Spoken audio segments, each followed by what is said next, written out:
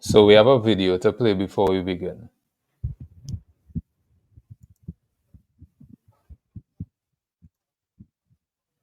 A guy feels I would love to take care of her for the rest of my life. That's feeling like a man in response to a woman. When she feels I trust this guy right behind him, no matter what he wants to do, that's feeling like a woman.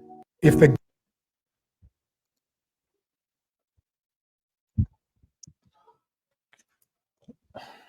Short and sweet, like a thinner Yeah. condensed. Yeah. So I have a few questions actually.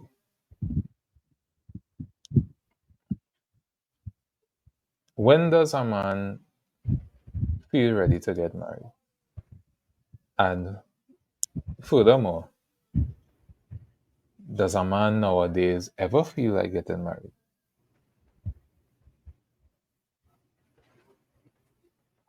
So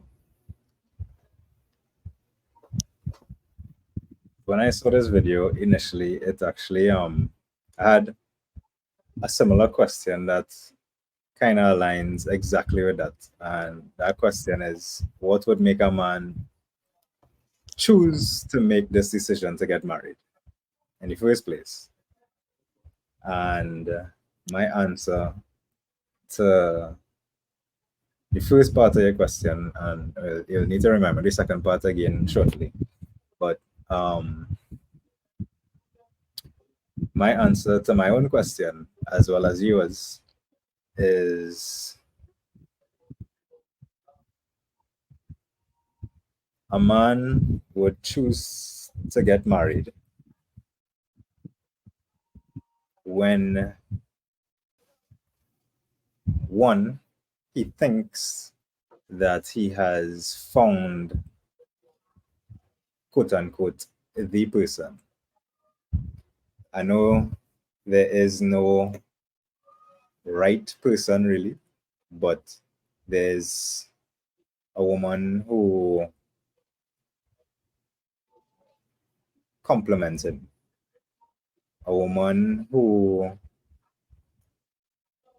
is agreeable, who shows him respect, who supports him in his decision making, or at least who he could see that um, that he believes she has those qualities, as well as someone who he believes he can build with, someone he can have a family with, who he can raise children with. Because again, just a quick recap. I remember in a couple of past episodes we had mentioned that marriage is always for, one, a lifetime, and two, for children. And so it's for the next generation. And also, I think that a man would want to get married when he is financially stable, when he has some form of security, when he, so the security may not necessarily be in a job necessarily. It could be he has a business, he's working on things, he's working on himself.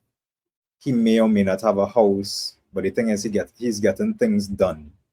And he sees that the opportunities are there, and he's taking every chance at those opportunities to make the best of it. And he sees himself being able to basically provide for himself and for the woman. The reason why I say that as well is because, again, um, how many of us these days have things together, as in the material things that people claim to be security, like a house, a car, maybe one or two cars, a job, a business, a couple businesses, plenty money, things like that. But those are things that are not necessary for, or to have a good foundation to be, one, in a relationship, and two, for marriage. But the important thing is, I believe, once you are improving every day, once you're working on yourself, once you're doing things that are beneficial and supportive of the relationship, that you can put things in place, or see yourself putting things in place for the future generation, for children, and building something together, building a legacy, building, a home. So I think that is my answer for both your question and my question, the first part. Just remember the second part again. Right. So the second part is, do men in this generation, or do you believe men in this generation actually want to get married? Hmm. Like we talking about, when does a man feel that he's ready? But do men nowadays ever feel like they're ready? Um, so this goes back to a fairly recent episode as well, where we were asking about whether men should get married, even get married now. Yeah. And also tying in with last week's episode, the Gen Zs and some of us millennials, well, not us, some millennials, uh, I don't think they, or let's say, I don't see them getting married anytime soon, or even at all. Reason being is, I don't mean to criticize, but the state of how, what we would deem, or however many times we've been talking about what a man is, there aren't many men, or at least it doesn't seem that way. And that's why we spoke about the episode last week, where we need to build strong boys to be able to create strong men, and by extension, kings, and to create a strong legacy, and to be able to hand over something that is good, sustainable, um, for the next generation.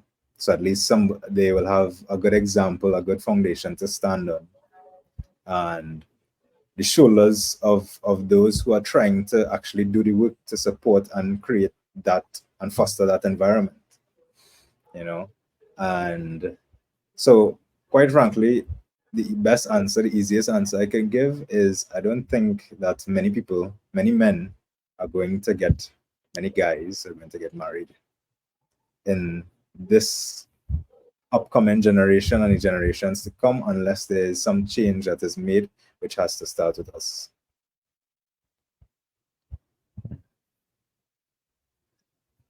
Now, like when I think of the first question, when does a man feel ready to get married? It's kind of complicated,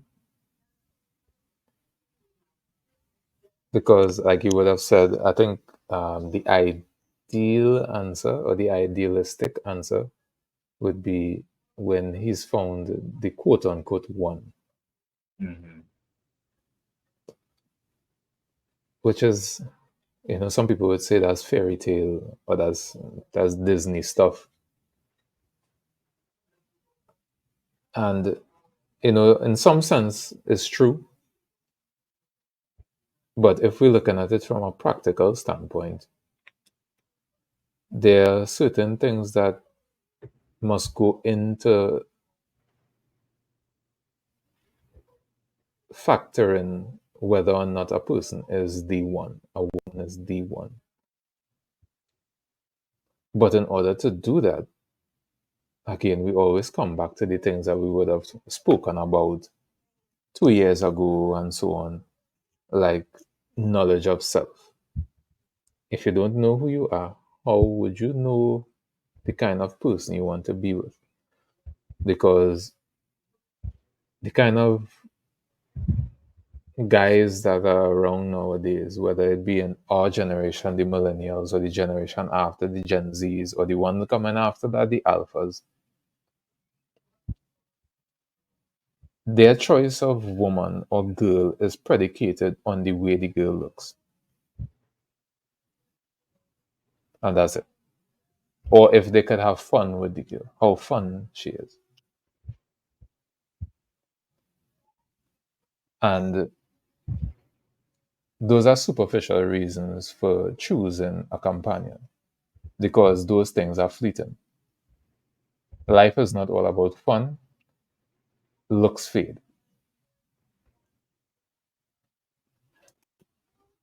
So, in order to be ready for marriage, first you have to be ready for life.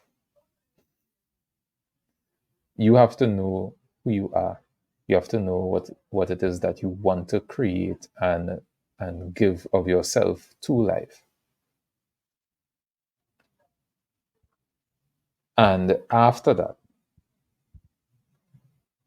then you could think about, okay, based on the person that I am, my strengths, weaknesses, pet peeves, flaws, me as a whole, me as an individual. Based on that, what kind of person is going to complement that? And that does not necessarily tie in to what your physical type is. Because somebody's physical type might be light skin, curly hair with big boobs, real curves. But that don't like you, for example. Or that doesn't have the deeper qualities that you're looking for. So what you're going to do, you're going to wait until you get that physical representation of your type, quote unquote. Well, you'll be waiting forever. I could tell you that you'll be waiting forever. Even the let's say this episode reaches uh, an international sportsman or a celebrity, and they'll say, "Well, I'm sure I could get that." Plus um, the deeper lying qualities. Not necessarily, because what happens when you become an international sportsman or a celebrity? You're famous. Women want to be with you. So what are they going to do? They're going to become the exact thing that you want so that they can get what they want. And when they get what they want, then the real them is going to show up.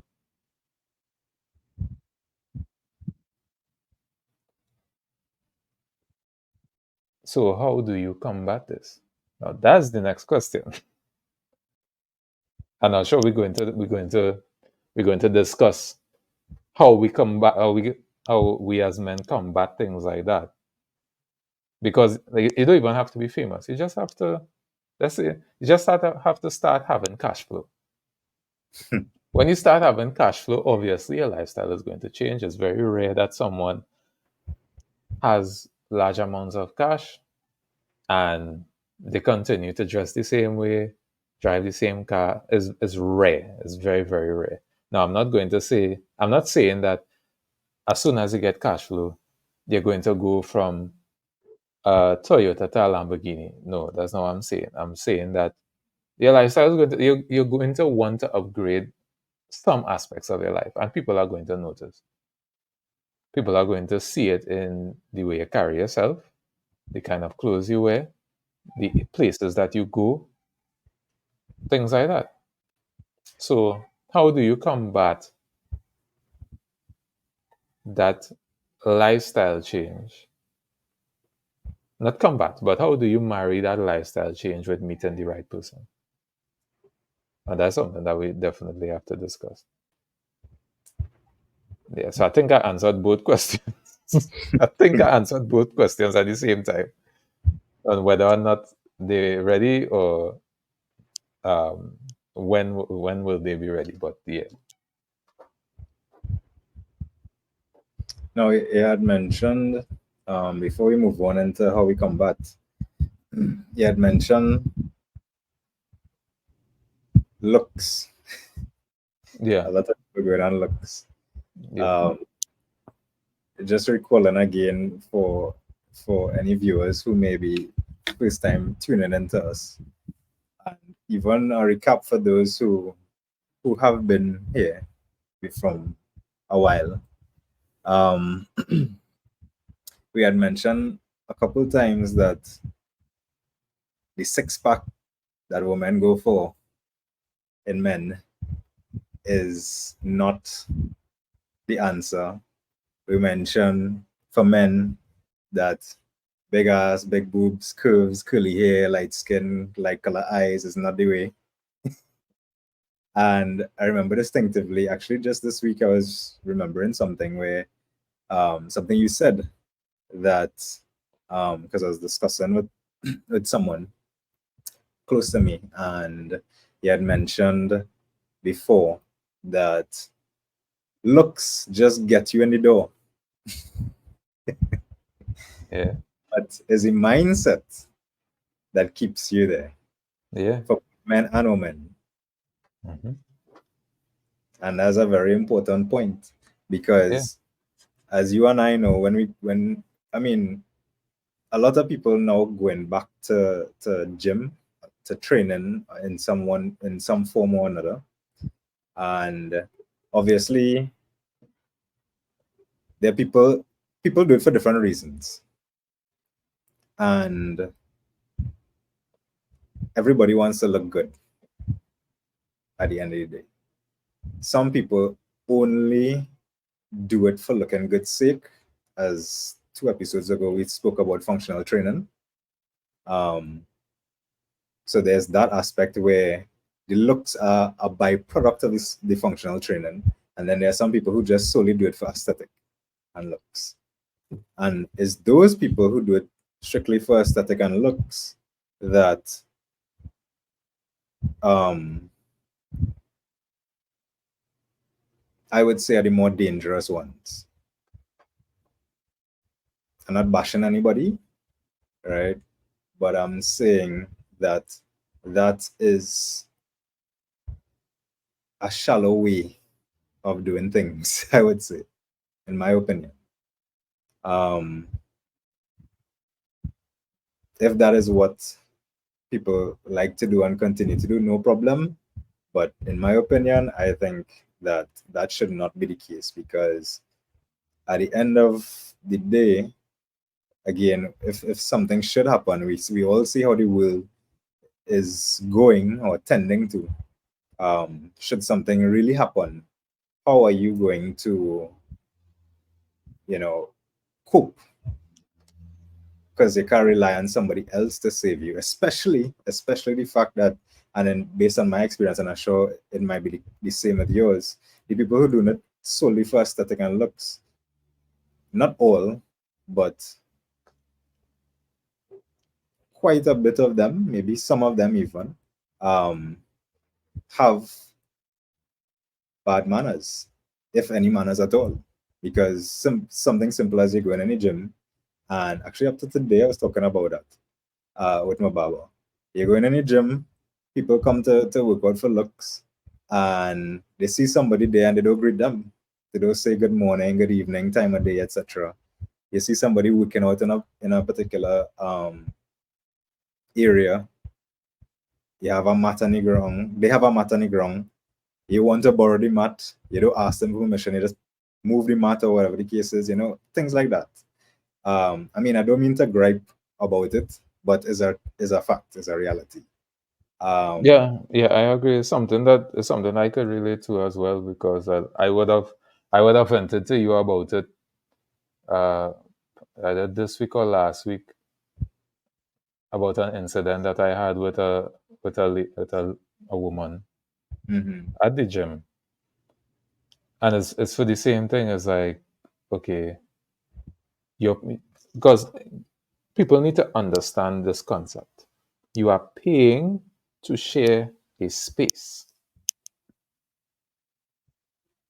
This is not a this is not a studio gym where you're paying monthly for an appointment where you have the sole use of the space. No, you are paying to share a space. That means there are going to be people wanting to do the same things that you want to do on that particular day. That's a high possibility. mhm.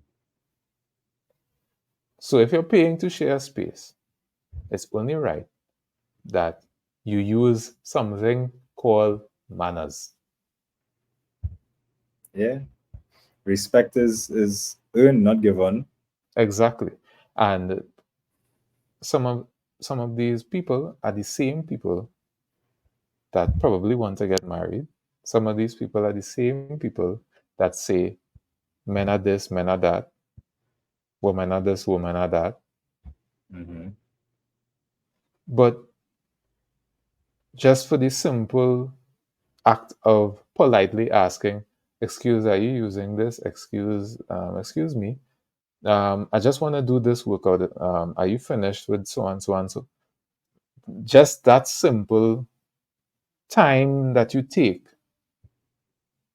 to politely ask someone something can go a long way with you getting what you want in life. Correct. You don't know who the person you're disrespecting is. You don't know. You have no clue. You don't know the people that they know. And it's not. I'm not saying it in the form of a threat. It's in terms of is in the scenario where let's just say you're actually nice to this person and you all become okay gym colleagues, right? And then you become a little more than gym colleagues. Let's say you become friends. Then that person you might see that person out sometime and they might be with a group of friends and someone in that group, you are attracted to someone in that group, and boom, you're going on a date. Like that's how life works. We are an interconnected species. We are interdependent. We always talk about this. And people just can't seem to understand. And this is not just in Trinidad, this is all over the world. We see a lot of people now on social media talking about people who come to film in a gym where you're sharing a space and annoyed that someone walked through your shot. Or there are women who come to film in a gym, but here's what they come to film. They come to film to see if a guy is looking at their ass while they're working out. And they were in the I tightest. really don't understand. The I don't understand that concept. It's like They were in, a guy might even be looking at you, yeah, people resting. correct. And you're just looking around. And then you're Looking wearing around. the most attention-seeking clothing Yeah. And then because a you lot have, of times too. and then you have tight. Yeah, yeah, yeah. But the thing is, a lot of the times, like for example, when we go to the gym, like we don't care really. We not we We don't no. We just there to work out.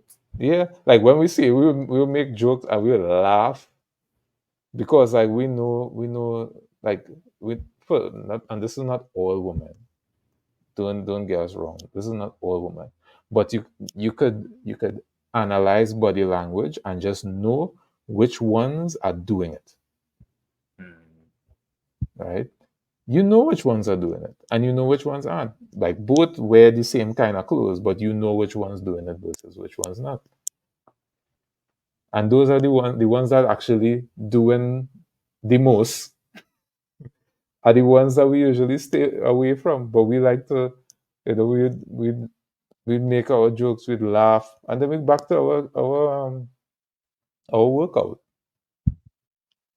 But the point is that you're paying to share a space.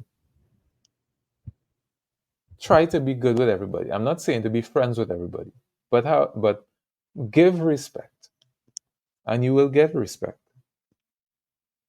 Correct. Simple as and this is not just, again, this is not just the ladies. These are the guys too. Good morning, good evening. Excuse, are you using this excuse? Could I borrow this excuse? Could I share this with you while you're resting? I could use this. Like these things are not hard to do. You don't own the gym. You're sharing a gym. So these things, like, I don't understand. Like our generation and the one after us in particular, I don't know. Like we don't no manners. We don't have any. I Almost don't like know. gyms on an international scale have become a clash of egos. Yeah, it's yeah, the measuring egos, and as the saying goes, measuring dicks in for the guys. You know, there's always some or a few guys that come to a gym to see who is like, dude, they're not necessary, man. A guy, as a matter of fact, I would say this: a man who is confident in who he is doesn't really care what anyone else is doing. He just comes to the gym to do his work, and then he leaves. That's it. He'll interact with people that he's good with, and then he's gone. He's not looking around to see who's doing what they like, what they're doing, and like, and you know which guys come in to try to test.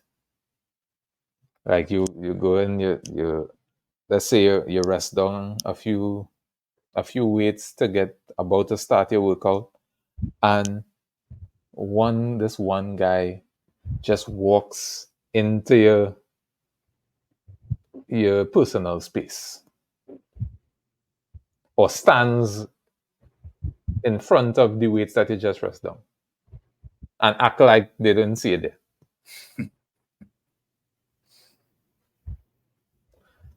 And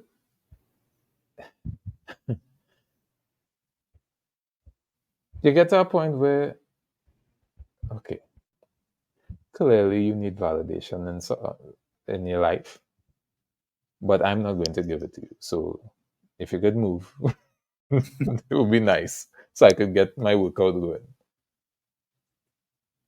That's basically how I handle it. Like I'm not going to give you time of day. Like you're wasting your time and mine. So if you could keep it pushing, that'd be nice. And the reason why, well, I'm not sure if you finished with your points. Essentially, yeah, I'm finished with the point.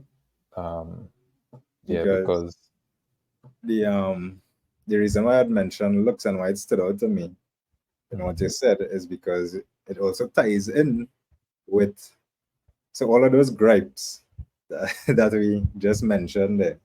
mm, Um, for our international audience, we use the word gripes as peeves, you know. So another thing you had mentioned was, in order to be ready for marriage, you also spoke about we need to be ready for life.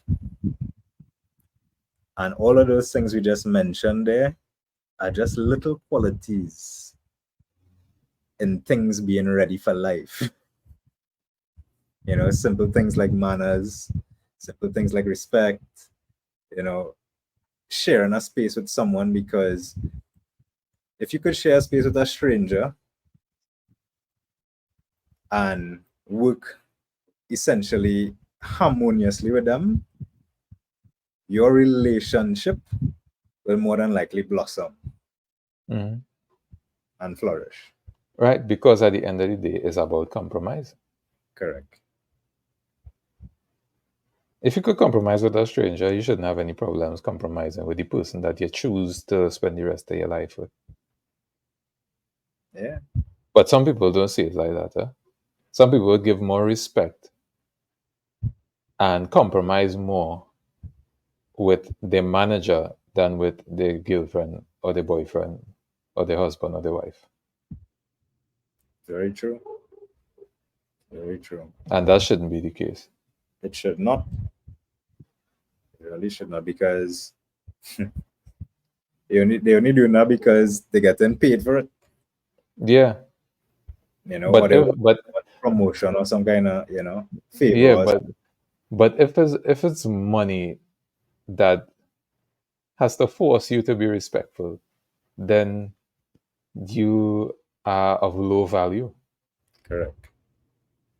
And Again, that means it could be easily bought.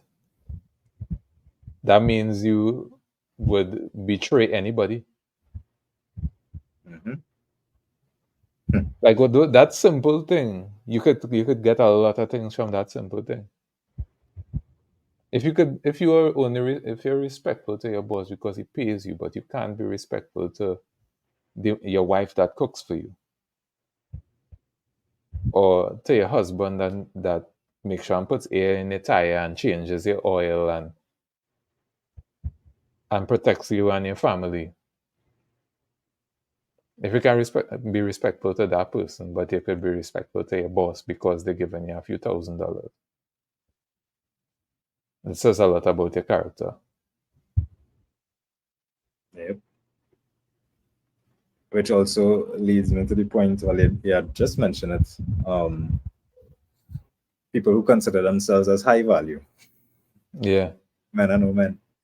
yeah, Uh, we spoke about this last week before as well, and the definition of what a high value man and a high value woman is. yeah, And not also forgetting that the term people still using as I am a king, I am a queen, but they use it so loosely without knowing what is involved in those titles. Just today, yeah, I was watching a post. I can't remember the post, but they also mentioned something along those lines. I think it was a woman cosmetics or something. So that flashed across the feed, and somebody was calling the woman a queen. But from my perspective, I'm like, why are you calling this person a queen? Because of their looks, like, you know. That's usually the case, especially on social media. That's usually the case. That's usually the case. But like the whole term high value, I think people have to realize that you don't give yourself that. Hmm. That's not a description that you give to yourself. That's a description that is earned by through the way people perceive you. Like not everybody is going to like you, but everybody can respect you. And that's where the value comes in. And people don't have to agree with everything that you do or say. But if they could, okay, I don't agree with him, but I could see where he's coming from. Or I don't agree with her, but I could see where she's coming from. And I could respect that. Yeah. That's where value comes in. Like you can't just be I'm a high value woman. Okay, how Who told you that? Well, I told myself that, okay, so why do you consider yourself a high value woman? And usually in well, at least in our generation, they would highlight things that we would consider masculine. I own my own home, I own my own car, I make my own money, so on and so forth. Those are masculine traits. A man is not going to consider that high value. He just considers that a man in a dress. Mhm. And any, how to put this, any man of value is going to kind of try to avoid that. Because if you can't turn that off, nobody says you can't have that. But if you can't turn that off, meaning if the character or the character traits that you use to acquire those things, if you can't turn that off when you're on a date or in a relationship or married or in a marriage, then there's no value in that. Because those things are simply material things. And the qualities that make a woman high valued are not found in those things. Similarly, with a man, if a man says that he's high value, but he's out of shape, he can't defend himself, he isn't ambitious in any way. Now, these are qualities that a man must have because we, by nature, are supposed to be providers, protectors. Yes. Therefore, we need to be in shape. We need to have ambition, right? Those are the surface aspects, but we also need to be respectful of ourselves and of women and the people that are around us. Right? We give respect where respect is given. So we could start off respectful, but if you respect us, well, then obviously you can't expect us to respect you after you disrespected us. Mhm. But we start off respectful. That's the goal. If you're not taking care of your body, how will you be able to defend anything? Some people say, well, I would just buy a gun. Okay, well, okay, I have a gun. When last you went on the range? Probably never. So if you get into a situation, what are you going to do? Just going to shoot crazy, Waste all the bullets. waste all the bullets and hit nothing?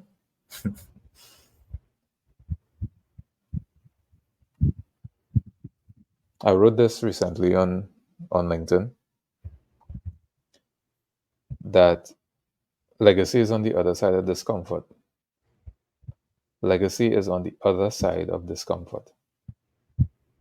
As a man, we can't worry about pleasures. We can't think about being happy. We could think about being fulfilled. Happiness is fleeting because if you just focus on being happy and something doesn't go your way, then hell on earth. So we have to focus on trying to be fulfilled. We have duties to accomplish, and that is what we should focus on.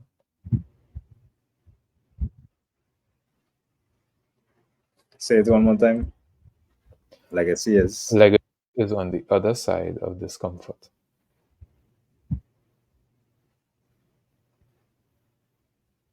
Hmm.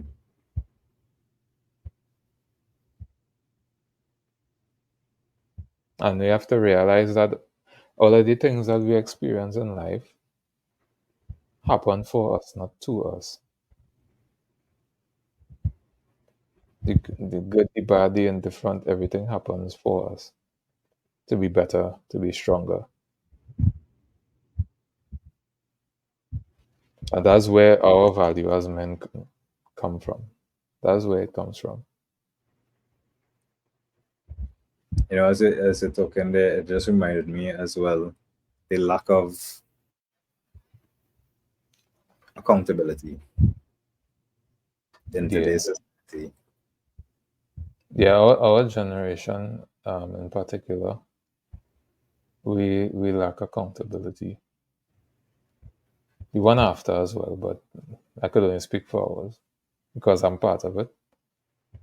And yes, I'm not saying that we don't have it much more difficult, because the the mortgage rates when our parents were coming through, in comparison to salaries, was very different to what we have now. So it's more difficult. However, if we continue to just cry about the situation that we in, and not try to do something about it, then what's the purpose of calling yourself a man? Mhm. You If your have prior a responsibility. Yeah, if your priority is going to a party and then you're trying to figure out how you're going to survive the month, but then you're complaining about, you know, things hard, and I need more, I need a bigger salary. How I going to be able to qualify for a mortgage, and so on. But you're going to the next party, or the next boat ride, or Hmm. trying to find money to go on vacation. Then your priorities all switched up. Like, we not, again, I'm not saying that we have everything together. What I'm saying is that I'm not going to complain, and I'm not doing anything about it. There are certain things that we can't control, but there are things that we can. And the things that we can control, we don't want to control it. So so Hmm. why are you complaining? Like, we as men have to decide what it is that we really, really want out of life.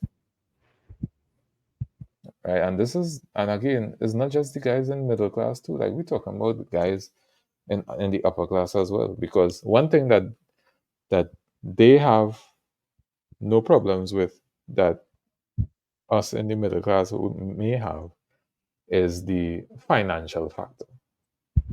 They don't have to worry about money. But they have the same gripes about women. Hmm. And the women in that um, tax bracket have the same gripes about men. Yeah. So in their case, who is high value versus who isn't? Because people consider high value, like, they consider value with, they equate value with money. And material things. Yeah. But they are low, but again, I think we said this week before, they are low value millionaires. Hmm. So how you square the circle in that regard? Hmm.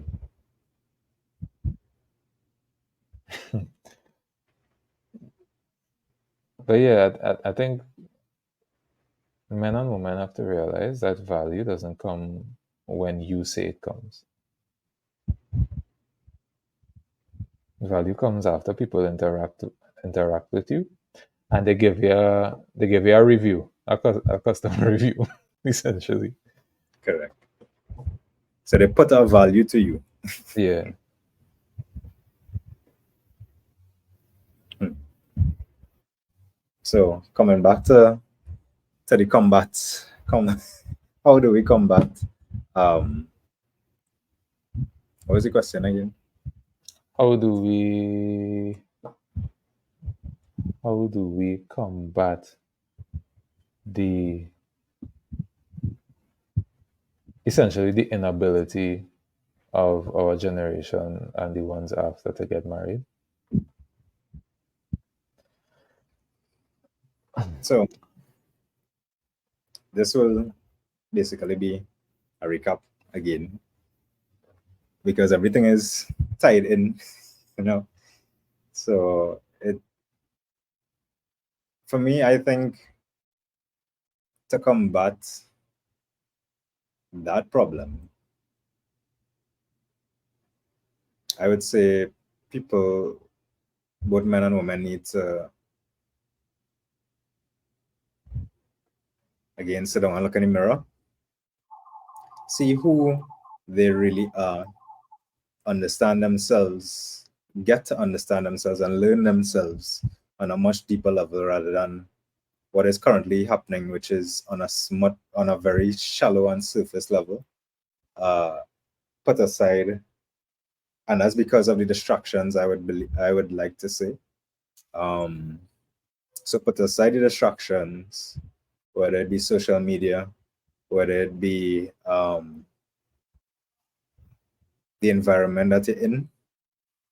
Try to make that time to actually meditate, to reflect at the end of the day.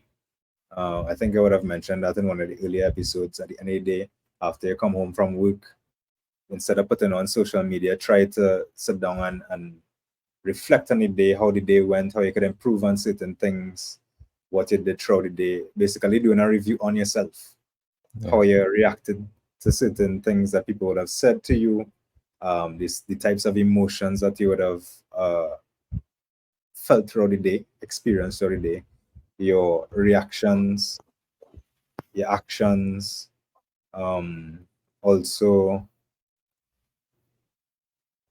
after getting to know or to understand yourself and starting that process, journal as well. We haven't mentioned journaling in a while, so it's good to journal how you feel to and also to keep a record of your progress on a daily basis as well. So you could always refer to how things went and how you move from one step to another. And of course, this is all for people who are really serious about change and becoming that change rather than just talking about it and expecting somebody else to do it. You know, you have to become the change that you wish to see in the world. And other than journaling, introspecting, reflecting, I would say put a plan into action. Write down things that you can actively see yourself doing by changing little habits on a daily basis. So you write down, okay, you know, you have at the end of the month, you're getting paid a certain amount of money. That same thing, I'm just going to use the example for ease of everything. You like to go party, but yet still you know that you're late on your rent all the time. Or you may have a business venture that you want to get into. Instead of putting aside the money for party because you love the party, put aside the money to go into some investment as well as paying off your rent and putting aside some money into your business. Have that discipline, change your habits into some things that are more fulfilling, things that are more sustainable and you could grow from it. Also, I would say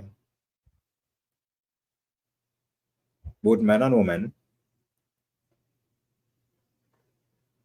focus on being healthy. Focus on your health, your diet. Again, diet is not only what you eat and drink, but also what you watch, the types of programs that you watch, the types of music that you listen to, things like that. Don't listen to gunman music when you're working out, as we said before. You know, listen to things that will uplift and build you, that will develop your mind, things that you can, when you listen to it, it puts you in a frame of mind where you are able to receive information, that you could take in information and also learn at the same time. You want to create that environment where you have that space available. And also um sorry, I just recall on the top of my head different things. Excuse. Um, you can also go to gym to be healthy. You could either, well, for those who like gym, also we spoke about the training outdoors, Yeah, which, I think in that case it's just a matter of moving. yeah, Just move. correct. Like gym mightn't be a thing or running or whatever, but just move. Just move. And on the topic of diet and health, also read books that will uplift you. For the woman, as I mentioned before, don't read stupidness about sex fantasies. you know, read things that are interesting. Yes, read history. Read things that will be able to propel you forward into the future. That again will stimulate growth. That will help build. That you can develop something, learn something. And also for those who already have children, just slipping that in, the give children things that not not only, not just tablets, not pharmaceuticals we're talking about, but the actual tablet, you know that let them look at. And even if you're giving them the tablet, put something on that is beneficial to them, but obviously don't let the tablet raise them, so they're not on it for hours and hours at a time. you know put something on educational, put maybe teach them from young, um, some history or some classical music, or something that they could develop their mind on, listen to an audiobook, something like that, as well as um, give them books to read again on history, as and even some technological things aspects, because I remember as a child, I used to like things that were technology based, robotics. But at the time, we didn't have tablets, we didn't have cell phones. Really, we Yeah, the had encyclopedias. encyclopedias, we had books, and that in itself, even learning about different types of animals, dinosaurs, things like that, is it was exciting at the time. Yeah. So um, I would also say,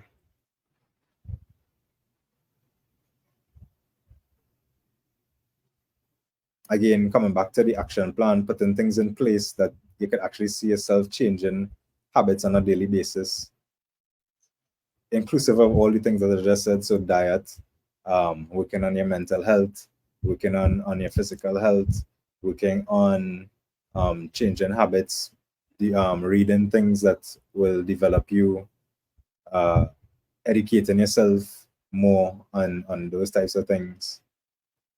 And for the guys, doing, around moving, learning a martial art, to be able to defend yourself, at least learn to be able to protect yourself and others, the people that you love. Yeah. You know. And I agree with everything you said. I just want to add one thing before what you would have began with, Mhm. and that is removing the red pill and feminist programs. Hmm. Before you start to figure out who you are, you need to remove those two programs. You want to know why? Because they have made you bitter. They have made you afraid of the opposite sex. And so before you take Nick's suggestions, you need to remove those two programs because they're not serving us. They haven't served our generation. They're not serving the next one, and they wouldn't serve the next one. Hmm. They're destroying our generations. Our generation and the one after have made the least amount of children. We Yeah. have the highest rates of divorce. We have the highest rates of promiscuity. Hmm. So we need to delete those programs and put in the trust program again. Trust in one another. We need to do that first. When we do that, then we could start. Okay, I I believe there's a woman out there I can trust. Woman, I believe there's a man out there I can trust. Okay, if that's the case, what kind of woman I need to be to attract that man? What kind of man I need to be to attract that woman? And then we go in with next advice. Mhm. And next thing I'd like to say, I'd like to add, this is based on something you would have said. And you could answer it. You could answer it now as well if you'd like. But this is for the audience. At what time in your life were you the happiest or most fulfilled? And it doesn't have to be as an adult. It could be as a child. It could be as anything. At what time in your life were you most fulfilled? What were you doing? What was the thing that you were doing? Um, you could paint the picture of the day, the time, the activity, where like time time was irrelevant. Like it wasn't like you were time didn't exist, and you were just fulfilled and joyful and in a zone. Like what time in your life was that the case? I would, well, the audience could answer in the comments, but for me, I would say all the times. I don't have one particular time. All the times where I was creative, whether it be painting, drawing, making beads, making bracelets, necklaces, things like that. Um, in some regards, making or doing a favor, making something as a favor for somebody. Um, yeah. So all those times I have felt fulfilled. I felt lost in the source, lost in the zone, lost in flow. Mm. And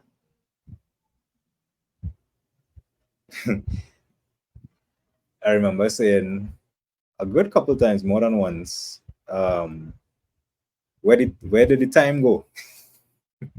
Yeah, You know, yeah. other times where that would have happened would have been times being spent with uh, people, certain people that I love. Mm. You know, in the case in the past, it would have been with my grandfather deceased now.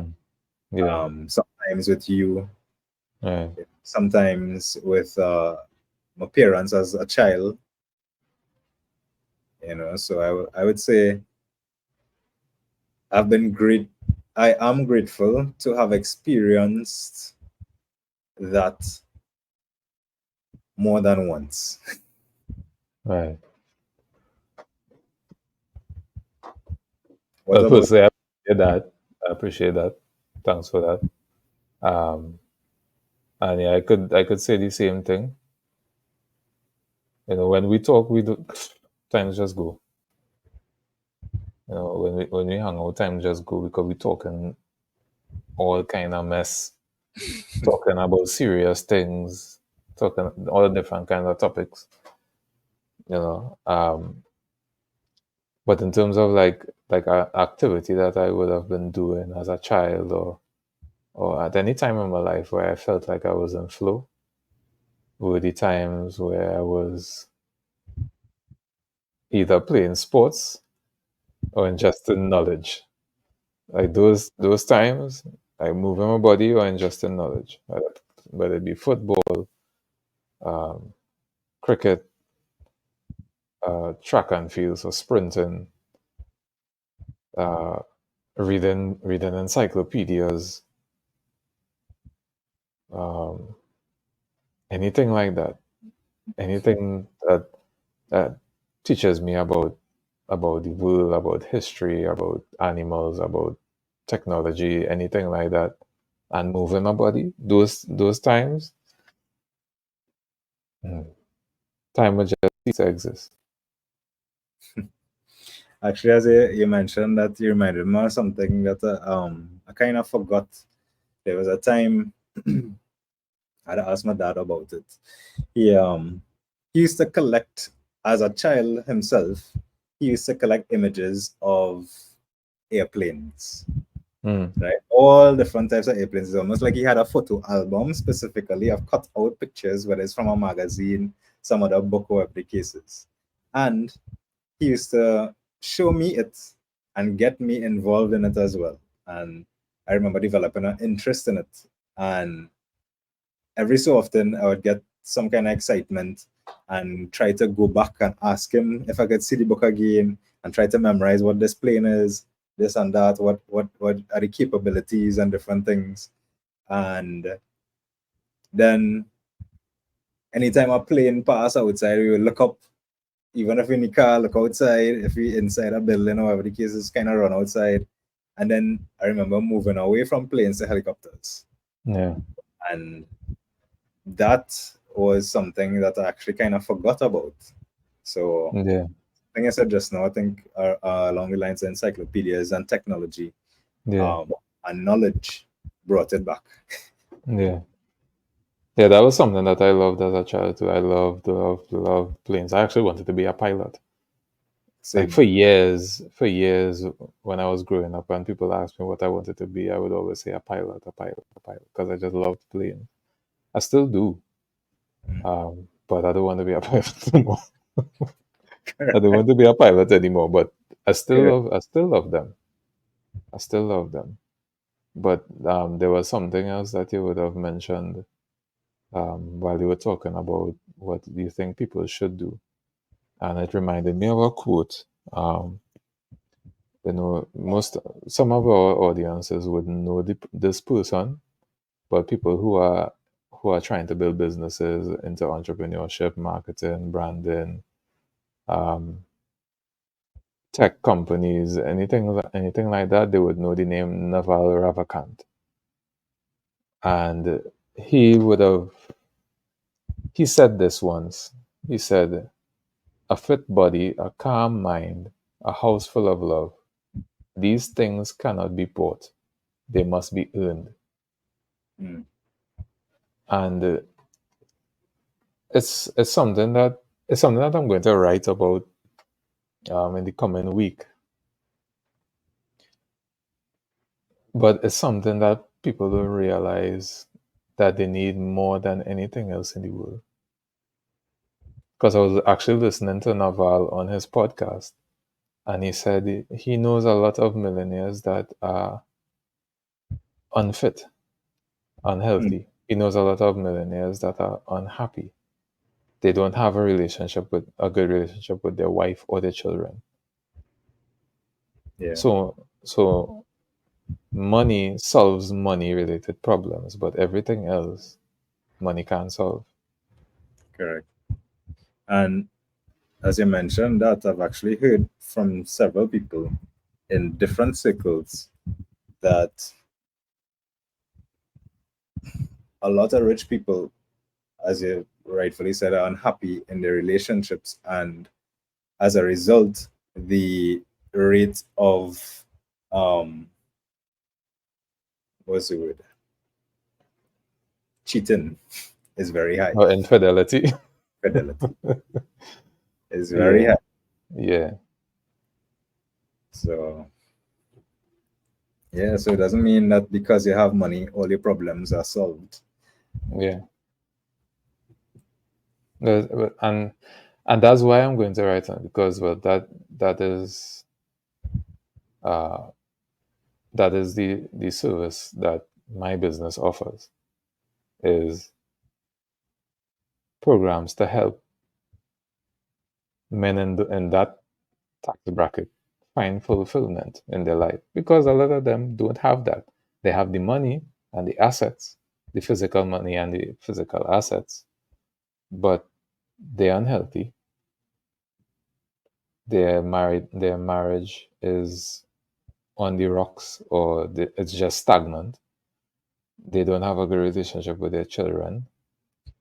Their friendships aren't authentic. Like they wouldn't trust their friend in their home for a day. Mm-hmm. So they essentially, their value is just based in their physical assets. And I know it bothers a lot of them. They're constantly looking over their shoulder. Shoulder. Mm-hmm. Like, who's going to take my money? Who's trying to stick me with a lawsuit? Is my wife going to divorce me and take half of my, like, all of those things? Those are rich people problems, yes. But I think ultimately, even wealthy people want to be happy or fulfilled. You That's know, because that's we not to we live. seek, yeah, like in the middle class, like we're looking for more money. They in their case, they're looking for more joy. Happiness. Yeah. Joy. You Joy. know, Yes. yeah. And I think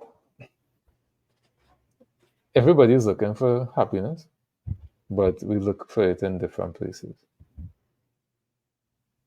And the only way you could find that joy is inside of yourself. Mm-hmm. And then you could give it to others. You can't look for joy outside of yourself. You'll never find it. Because you think you'll find it in collecting cars, you think you'll find it in money, you think you'll find it in women, you think you'll find it in handbags or shoes or trips or whatever. But you'll only find happiness inside. Correct.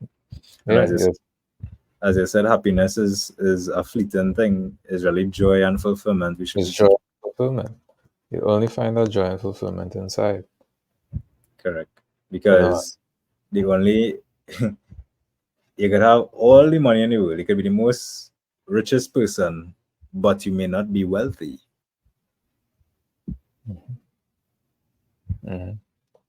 You're better Yeah, off having a comfortable life, a good mindset,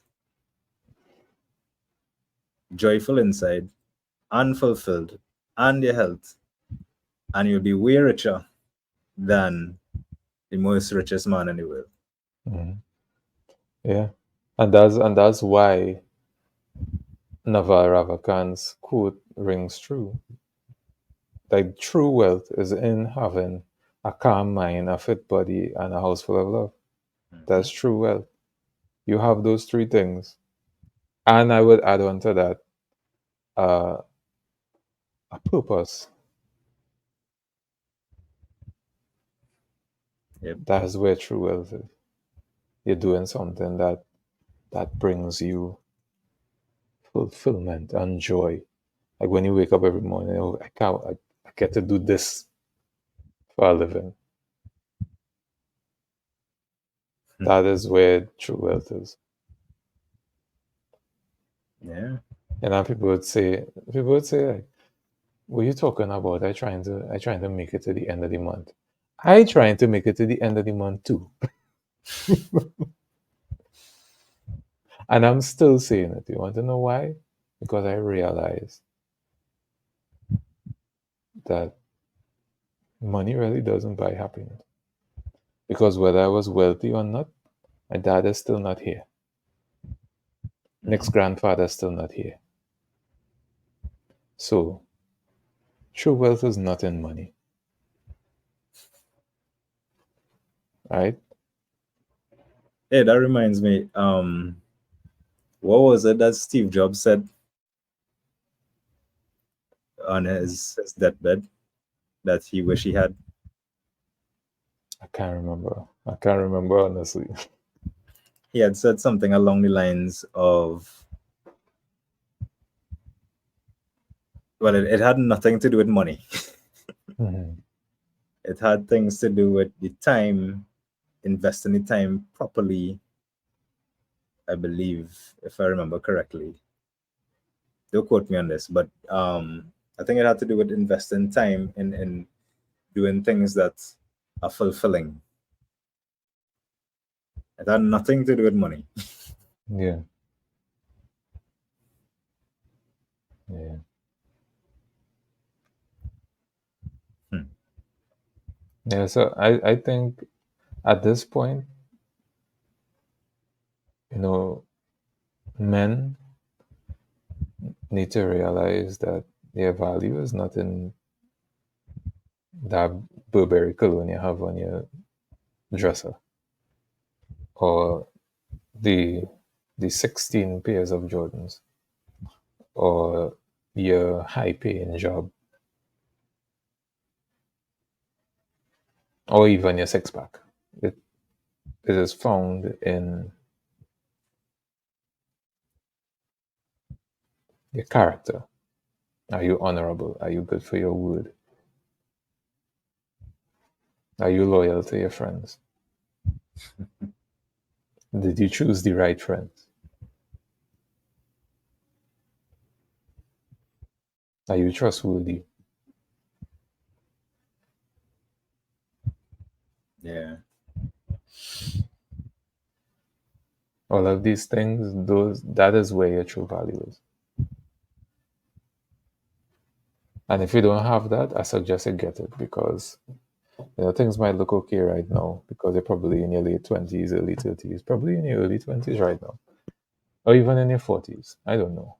But very soon you'll be 70 and you'll wonder where the time went. Yeah. And you're probably alone, probably when on your third marriage. She's probably much younger than you, young enough to be a daughter. And she's just waiting for you to die so she could get your money. Or you're probably alone. And you're real, but you might be, you might still be lying to yourself. Like, I don't need no woman. Like, I could hire somebody.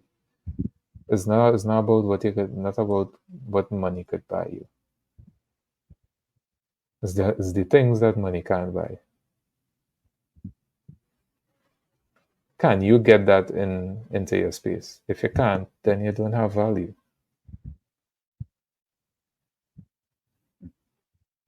There are there are more there are a lot of men that are financially poorer than you, but are wealthier in life than you.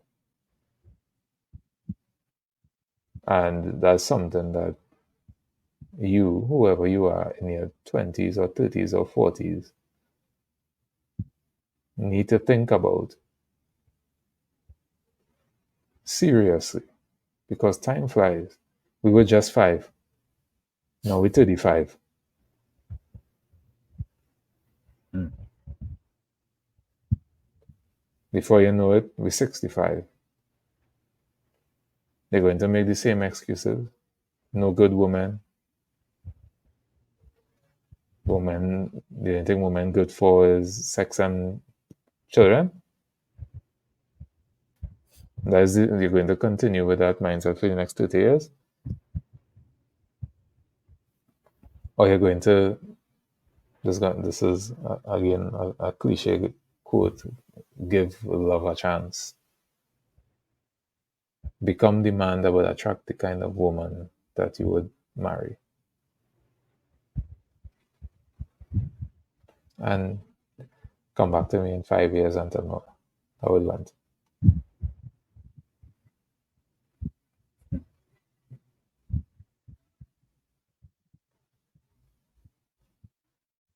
I found what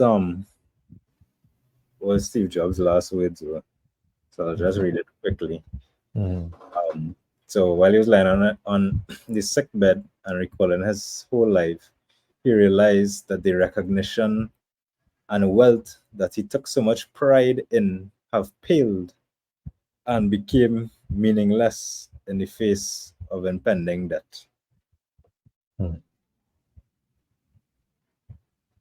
But there was another thing that I can't find that talks about him recalling how he had wished that he had spent time doing other things that were fulfilling. Mhm. So you don't want to be another one of those people to talk about regret and the things that do.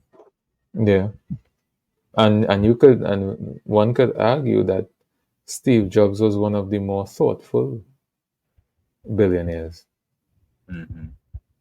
When, if I remember correctly, his son and his wife would have spoken about him, and they would have said that he was a good father and husband. But even he had his regrets, and my father had his regrets.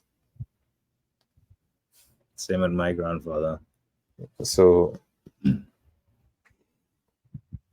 everyone, at some point, everyone comes to realize, and we should not wait for our time when we had the lessons from other people that we could have taken. Yep. Like the best time to start is yesterday. The next best time to start is now. So And wisdom is not only learning from your own experiences, but the experiences of others as well. yeah.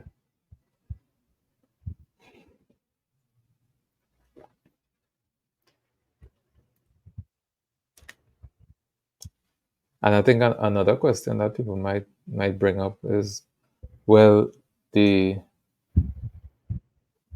the legal system is against men, and women know this, and they're going to try to listen. You do what you need to do as a man.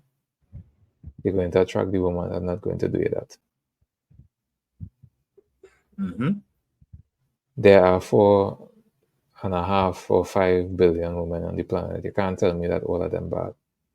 You can't tell me that all of them untrustworthy. You can't tell me that all of them going to try to steal your money.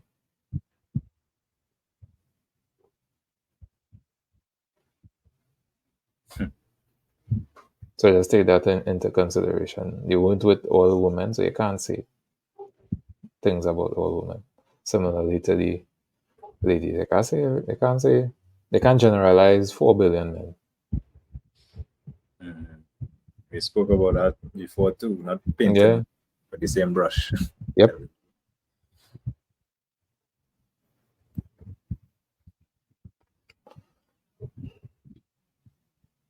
So just try out some of the things that we would have spoken about today. And check back with us, like send us messages on Instagram or whatever. Tell us if it worked. We're not experts. We're just two men that had experiences in life, realized some of the things that we were taught weren't working for us. We tried a different way, and the different way worked. So now we're given insight on what worked for us. It may not work for you, but you never know until you try.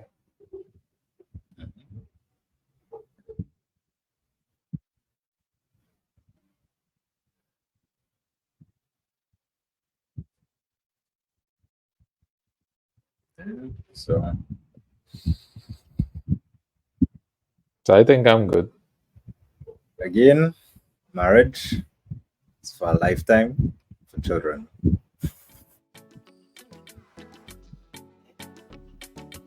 Yeah. And with that, that's it for me too. All right. So it was nice again. We hope to see you all in the next episode. And take care. Take care, guys. Also, don't forget, take a below. We on all of them. Yeah. See you in the next one. Yep.